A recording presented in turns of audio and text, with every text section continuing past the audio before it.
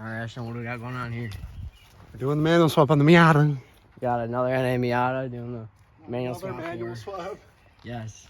This is a 93. Definitely a barn find. It's a cleaner one than my yellow one I had. My NA.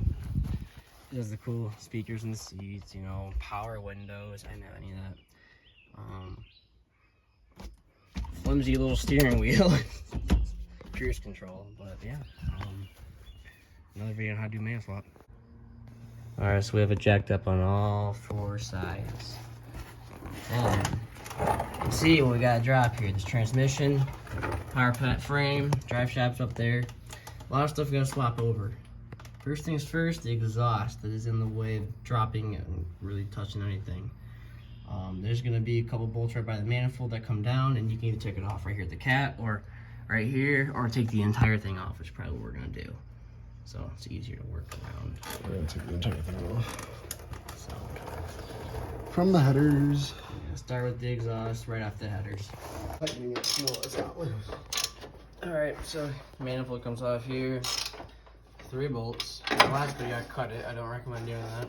Because then you have to snap it or weld it. But alright, so the exhaust is, we had to cut it. Just smacked. Now you can see where we're at. Exhaust is cut. Drive shaft will slide out on this side, but we got unbolted over here. So you got these nuts, 4 of them, unbolt. All right, so now we're gonna take off the center console here. So you got a bolt here, and then also got a bolt under the cup holders here. One right there, and on the sides here, one here, and one right there. Should look something like this now. You're gonna have 4 bolts right around the center.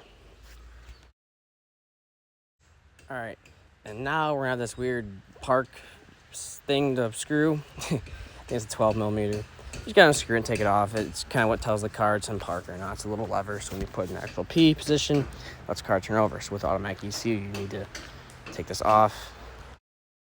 All right, now here's a clip of us actually taking the actual shifter part off. There's a cotter pin, as you can see, right where he's holding it. It's almost like a pin and a cotter pin holding the lever. You have to remove the cotter pin and the pin itself, right there. And Twist it. Yeah, there it is. Up. There you go. All right, so while we took the automatic shifter out top, Ashton took the drive shaft out. All 4 bolts out right here, and just literally just pulled out of the trans. So now we're probably gonna drop we're gonna drop the PPF now. That's the next spot, or I shouldn't say spot. Next step. There's also a wire harness on the PPF, so be careful. I mean, there's just little spots to pull it off, but got 2 bolts here, and there's also a spacer here. It might get a little complicated. We're gonna loosen these guys a little bit, punch it through, and then loosen up the rest. And the same thing up there. All right, so if you're wondering if your automatic drive shaft will fit in the manual transmission, it will. This is it inside of the manual transmission. We were just wondering, like, oh, I wonder if it'll fit. Well, it does. So the only difference is the automatic drive shaft is a little thicker, so it's bigger in diameter. So I guess it's better for more power. Yeah, get more power. So this front one is the one, front PPF.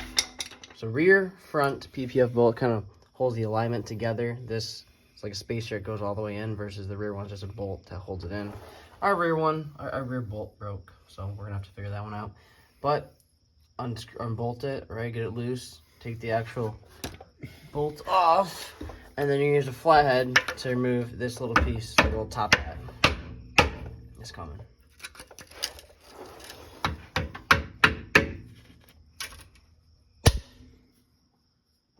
Alright, so we had to drop the different bolts, 3 bolts on each side.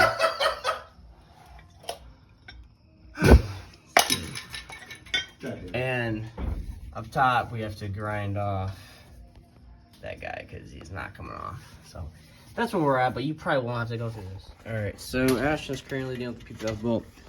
I'm going to install the pedal. Make sure you have another bolt.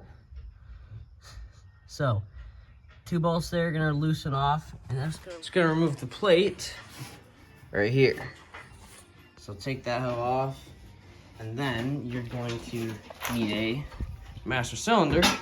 This is gonna go on this side with the plate off, and you're gonna have to put your pedal through and thread the bolts together. That's hot.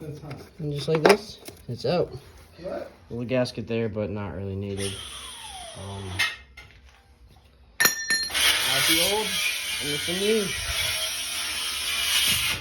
Let's get it in. So, we're gonna take this one and push it through the 2 holes. That's the main part there. So, and you can take that plastic nut off right there. All right, so you're gonna push it through, and then this guy's gonna go right over it. Like that, and then we're gonna thread these nuts. What's so funny? I said nuts. We're gonna thread these nuts. Let's thread these nuts. Maybe this. Studs. All right, and you're gonna tighten those down to a good and tight torque spec. It's official. And then we got this bolt, which actually, if you're having trouble putting the pedal on, I did too. This ended up being under where that goes, right in that hole there. Zoom in on it for you. Right there. So, gotta thread this in now. All right, so installing your line, we got a stainless steel line. I can leave this in the description. It's by eBay. eBay. $20. Something. 30 Yeah. bucks, something like that. Anyway, it's gonna come with these couplers. The washer goes on the side that is on the master cylinder. You're gonna thread this all the way in, and then you're gonna tighten it. You know, you want this to be real tight.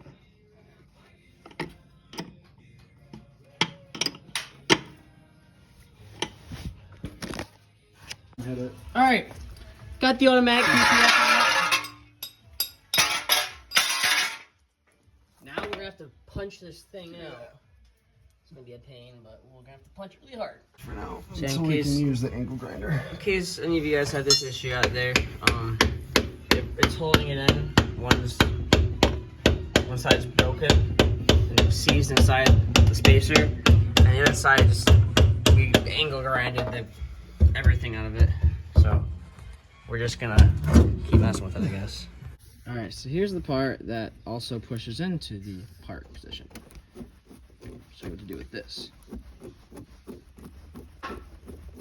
Unscrew it all the way off.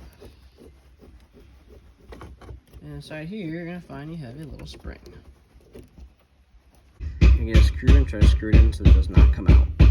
Basically, I put a screw in there, and I'm getting a blood blister in the process, but I'll just shove this back here and forget about it for eternity. I drilled a hole through the trans pan because we're not ever gonna use this thing again. Looks like someone tried changing the fluid on it. Didn't work. Anyways, drilled a hole through it to let the fluid out. Probably just drill a hole, but I dremelled it because it was fun. So letting the fluid spill out, and then I'm gonna start undoing the bell housing bolts. Let's go! Hi there. All right, so after a little while, we had to use a saw to cut it halfway at the point it was stuck at, and then drill it out. And anyways, I took a bolt and I took a hammer and just, boom, and then it went. It's fine now. and I tried that, and I bent his sword in half. All right, so we reinstalled the diff after getting all the bolts out. Let's drop the transmission now.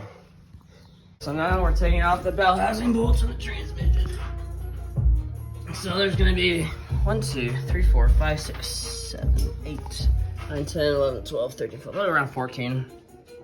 All right, so getting all the bell housing bolts out right now. There's also some connectors you're gonna have to disconnect right here and right here. We cut the trans line because we're not using it. Here too by the radiator. And then up here by the right of the trans by the starter.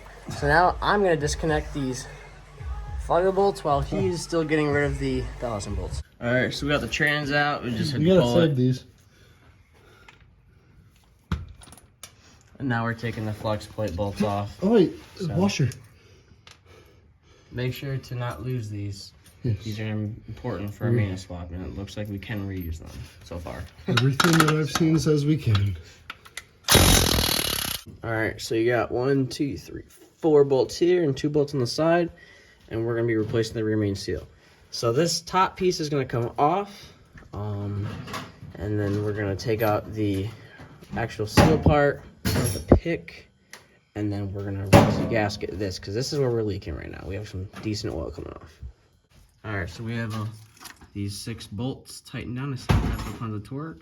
We're gonna do a quick little clean on the flywheel real quick before putting the friction disc on it. There's gonna be 17 foot-pounds of torque on the outer outer pressure plate bolts. All right, doing our star pattern here, but yeah, so 17 foot-pounds, roughly 204 inch-pounds.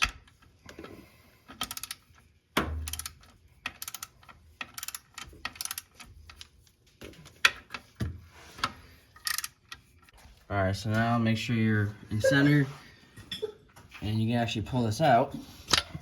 You see in there, the hole is actually pretty centered up. So make sure you're tightened down, 17 foot-pounds of torque, use some Loctite, you know. Now, part 2, we'll install the transmission back in.